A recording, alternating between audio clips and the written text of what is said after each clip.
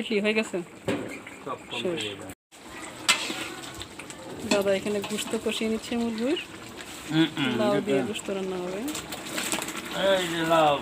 লাউ দিয়ে দিচ্ছে গোশততে। আজকে দাদা এটা নতুন রেসিপি দেখতেছি।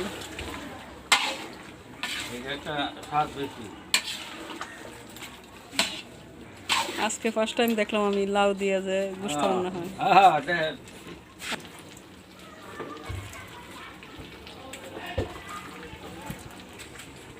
হ্যাঁ হ্যাঁ, আপনি রান্না করছেন, আমরা তো দেখছিলাম কারিয়া, তাও তো পাইলাম না।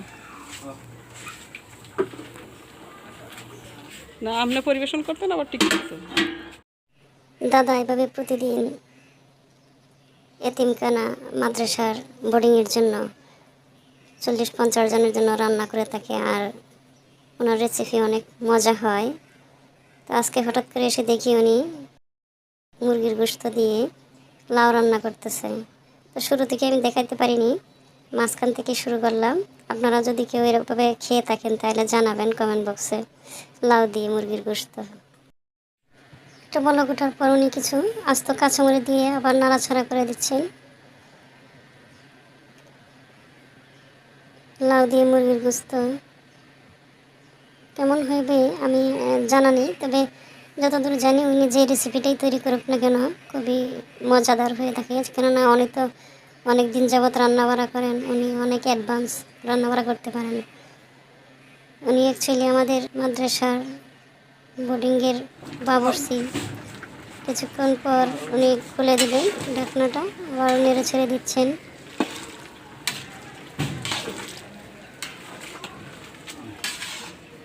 আশা করি ভালো লাগবে।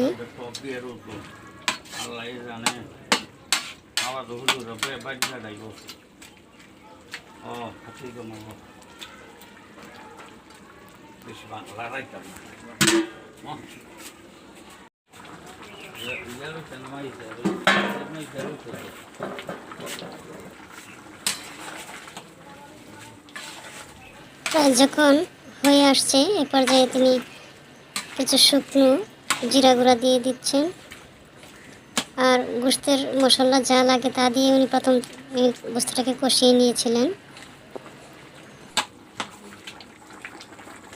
বাজা জিরা নাকি আলাদা দিবেন না?